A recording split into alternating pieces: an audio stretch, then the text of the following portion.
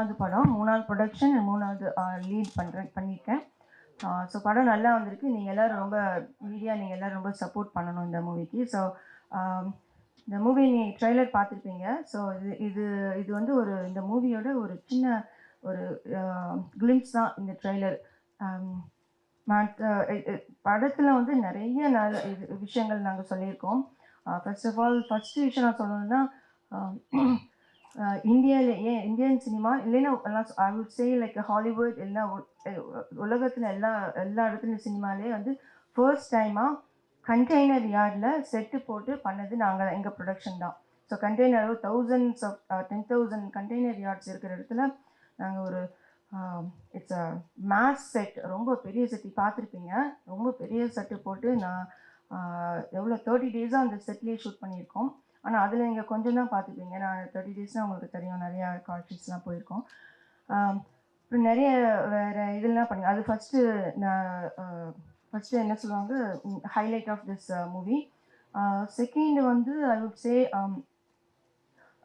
இந்த ஃபர்ஸ்ட் டைமாக ஒரு ஹீரோயின் வந்து ஃபுல் ஆக்ஷன் பண்ண ஃபர்ஸ்ட்டு மூவின்னு சொல்லுவாங்க தமிழில். முன்னாடி வந்து 30 இயர்ஸ்க்கு முன்னாடி யாரோ ஐ டோன்ட் நோ இந்தியன் சினிமாவில் லாஸ்ட் இயர்ஸ் தான் நான் கற்றுக்கிட்டுருக்கேன். சொன்னாங்க யாரோ விஜய் சம்திங் ஸோ அவங்க தான் பண்ணியிருக்காங்க. அப்புறம் இந்த படத்தோட ஸ்டண்ட் மேட்ச் வந்து சூப்பர் சூப்பரான மேட்ச் தான். எனக்கு ட்ரெயின் பண்ணதுக்கப்புறம் அவருக்கு கலைமாமணி கொடுத்து நான் சொல்கிறாங்க, மேடம் நான் 30 இயர்ஸாக எத்தனையோ பேர்கிட்ட பண்ணியிருக்கேன், ரஜினி சார் அவங்க எல்லாரும் பண்ணியிருக்கேன். அதாவது கேப்டன் அவர் கூட இவர் தான் ட்ரெயின் பண்ணாராம். ஏன்னா ரொம்ப அக்ரெசிவ் ட்ரைனிங். அதுப்பெல்லாம் எனக்கு கிடைக்காத கலைமாமணி உங்களுக்கு ட்ரெயின் பண்ணால் எனக்கு கிடைச்சிட்டாங்க. ஸோ லக்கி உங்களை ட்ரெயின் பண்ணதுக்கு அப்படின்னு சொன்னார். ஸோ இந்த மூவியில் வந்து ஒரு 5 ஃபைட் சீக்வன்சஸ் இருக்குது. எல்லாமே தேவையான சீக்வன்ஸ் தான். அது எல்லாமே ரொம்ப எஃபோர்ட் பண்ணி கஷ்டப்பட்டு பண்ணது எல்லாமே. அது ஏன்னா எல்லாமே ரோப் ஷாட்ஸ் எனக்கு நீங்களே பார்த்துருப்பீங்க. எல்லாம் ஃப்ளை பண்ணி பறந்து அடிச்சிருக்கிறதுலாம்.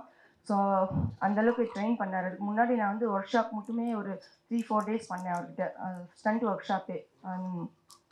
அதுக்கு முன்னாடி நான் யூஎஸில் வந்து உங்களுக்கே தெரியும், ஐம் ஃப்ரம் யூஎஸ்ஏ, இந்தியன் சிட்டிசனில் யூஎஸ்ஏ சிட்டிசன். ஸோ அங்கே வந்து ஒரு கிக் பாக்ஸிங் ட்ரைனர்கிட்ட I was like literally training for last 2 இயர்ஸாக. ஸோ அது எனக்கு யூஸ் ஆச்சு. எனக்கு அந்த கிக் பாக்ஸிங் வந்து இங்கே சுப்ராயன் மாஸ்டர் கிட்ட அந்த ட்ரைனிங் யூஸ் பண்ணி I did really pretty good. அப்புறம் ஸோ அந்த ட்ரைனிங் அப்புறம் இதில் ரொம்ப ஹைலைட்டாக என்னோட விஷயம் சொல்லணும்னா, ஏன் இதுவும் நான் இந்தியன் சினிமாலே சொல்லுவேன். ஏன் வேர்ல்டில் நிறைய எனக்கு ஹாலிவுட் மூவிஸ்லாம் நிறைய பார்ப்பேன். இந்தியன் சினிமா லாஸ்ட் 3-4 இயர்ஸ் தான் பார்த்துட்ருக்கேன். அதில் ஃபர்ஸ்ட்டாக வந்து ஒரு ஹீரோ கூட பண்ணுறதுக்கு யோசிப்பாங்க, ஐயோ அது வேணாம், டூப் வச்சு பண்ணிக்கோங்க. இங்கே வந்து டூப்புன்னு சொல்லலாங்க, அங்கே பாடி டபுள்னு சொல்லுவோம் யூஎஸ்ஏல. ஸோ டூப் வச்சு பண்ணிக்கோங்கன்னு. என்ன ஷாட்டுன்னா அப்சைட் டவுன், அதாவது தலைகீழ தொங்க விட்டு இது பண்ணுறது. ஸோ அந்த வில்லனுங்க வந்து தே ஜஸ்ட் லைக் ஹேவிங் இந்த அந்த லீட் ரோலில் அவங்க என்னோட போர்ஷனை வந்து அவங்கள வந்து இது பண்ணி தலைகீழ தொங்க விட்டு அடிப்பாங்க. அடிக்கிறது காமிக்க மாட்டோம், பட் தொங்க. ஸோ அது வந்து நான் வந்து பாடி டபுள்ஸ், அதாவது டூப்பே போடாமல் I did on my own. அப்போ கூட எங்களோட எக்ஸிக்யூட்டிவ் ப்ரொடியூசர்லாம், மேடம் எதுக்கு மேடம் பண்ணுறீங்க, ரிஸ்க் எடுக்காதீங்க, வேண்டாம் அப்படின்னு. இல்லை நான் பண்ணி தான் ஆவேன், இது எனக்கு பண்ணணும்னு. ஏன்னா அவங்க எல்லாம் சொல்கிறாங்க, ஈவன் மாஸ்டர் கூட சொன்னார், யூஸ்வலாக மேல் ஆர்டிஸ்ட் ஹீரோஸே வந்து இந்த மாதிரி ஷார்ட் இருந்துச்சுன்னா பேக்கில் காமிச்சிட்ருங்க, டூப்பை போடுங்க, நான் பண்ணலை அப்படின்னு சொல்லுவாங்க. ஏன்னா எதுக்கு கஷ்டப்படணும்னு. But I did it. ஏன்னா வந்து எனக்கு அந்த இது, ஏன்னா ஒரு டூப்னா உங்களுக்கு தெரிஞ்சு போடும், பேக்லேருந்து காமிப்பாங்க தெரிஞ்சிடும். So I want to have it like ஃபுல்லாக என்னை காமிச்சு நான் தான் பண்ணுறேன் அப்படின்னு தெரியணுன்னு. ஸோ அது பண்ணிவிட்டு ஷேக் பண்ணுவாங்க, அதில் நான் திருப்பி வந்து எஸ்கேப் ஆகி போகணும். ஸோ அதெல்லாம் நம்ம கஷ்டப்பட்டு பண்ணிக்கிறேன். That's one of the highlight என்னோட போர்ஷன் தான். அப்புறம் வேறு எல்லாம் சொல்லணுன்னா, I have more familiar artist இந்த மூவி. எல்லாருமே ஆர்டிஸ்ட், எல்லாம் பிக் ஆர்டிஸ்ட் யூஸ் பண்ணி ஹையர் பண்ணி இந்த படத்தில் பண்ணோம். எல்லாருமே வந்து they like to work with my production. அதுதான் நான் வந்து I would say lucky person நினைக்கிறேன். ஏன்னா என்னோட தினசரி மூவின்னு உங்கள் எல்லாத்துக்கும் தெரிஞ்சிருக்கோம். தினசரி நான் ஸ்ரீகாந்த் ஹீரோ, அப்புறம் இளையராஜா சார் மியூசிக் எனக்கு போட்டார். அப்புறம் எல்லாருமே நல்லா they are like well எல்லாம் பெரிய ஆர்டிஸ்ட் தான் அதில் இருப்பாங்க. அதே மாதிரி இதுலேயும் நிறைய ஆர்டிஸ்ட் நல்ல ஆர்டிஸ்ட்லாம் போட்டிருக்கோம். சக்தி வாசுன்னு சொல்லி உங்களுக்கு தெரியும், பி வாசு டைரக்டர் பி வாசுவோட சன்னு. அவர் வந்து ரொம்ப வருஷம் கழிச்சு ரீஎன்ட்ரி கொடுக்குறாரு இந்த தமிழ் சினிமாவில். 15 இயர்ஸாக இல்லைன்னு நினைக்கிறேன். ஸோ ரீஎன்ட்ரி நம்ம படத்தில் தான் வில்லனாக ஆறாரு. வில்லனா நீங்கள் பார்த்துருப்பீங்களா? ஸோ அவர் தான் மெயின் வில்லன். அதுக்கப்புறம் வந்து பேன் இண்டியா ஆக்டர் வந்து Abhishek what is its name, Kabir Singh, Kabir Chauhan Singh. So அவர் வந்து one of the villain. So அவங்க 3 பேர் தான் மெயின் இதில். அவர் அப்புறம் இன்னொருத்தர் வந்து அபிஷேக்னு சொல்லிட்டு அவர் மலையாளம் தமிழ்லாம் பண்ணுறவர். ஸோ எங்கள் பேன் இண்டியா ஆக்டர்னா கபீர்னா அவர் தமிழ், தெலுங்கு, மலையாளம் அண்ட் பஞ்சாபி எல்லாமே பண்ணுறவர். ஸோ அவங்க so they 3 pillars in this movie.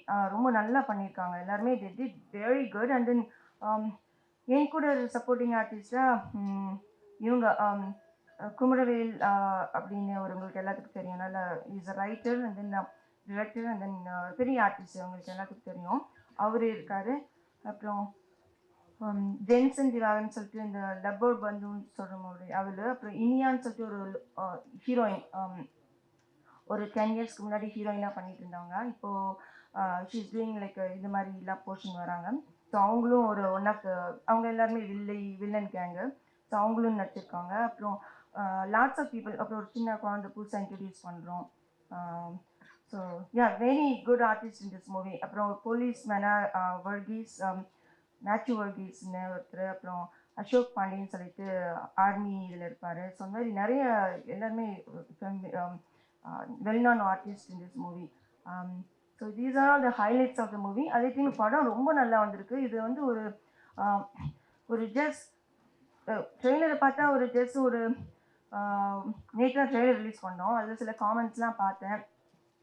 என்ன சொல்லியிருக்காங்கன்னா, என்ன கதை படத்தோட முழு கதையுமே ட்ரெய்லராக போட்ட மாதிரி இருக்குது அப்படின்னு. So it's not like that. இது வந்து இந்த கதையோட இதே வந்து வேற. ஏன்னா டைரக்டர் வந்து இந்த கதை எனக்கு ஸ்கிரிப்ட் சொன்னப்போ அந்த ஸ்கிரிப்டோட ஒரு பிளாட்டு, அதாவது ஒரு தேட்டரில் போய் பார்த்தாங்கன்னா அது கடைசியில் அந்த பிளாட் வந்து அந்த கடைசியில் தான் தெரியும். அது வரைக்கும் அவங்க தேட்டரில் உட்காந்து தான் ஆகணும். அந்த மாதிரி ஒரு இது மோஸ்ட்லி இப்போ வர மூவிஸ் இல்லை, ஸ்டோரிஸே இருக்கிறது இல்லை. ஸோ இந்த நம்ம மூவியில் வந்து ஒரு அழகான ஒரு ஸ்டோரி இருக்குது. அது வந்து அது எதுக்கு சர்ப்ரைஸாக என்ன நடக்குதுன்னு ஒரு த்ரில்லிங். ஸோ இது வந்து த்ரில்லிங் ஆக்ஷன் த்ரில்லர் தான் சொல்லணும். வெறும் ஆக்ஷன் மூவி இல்லை, இது ஆக்ஷன் த்ரில்லர்.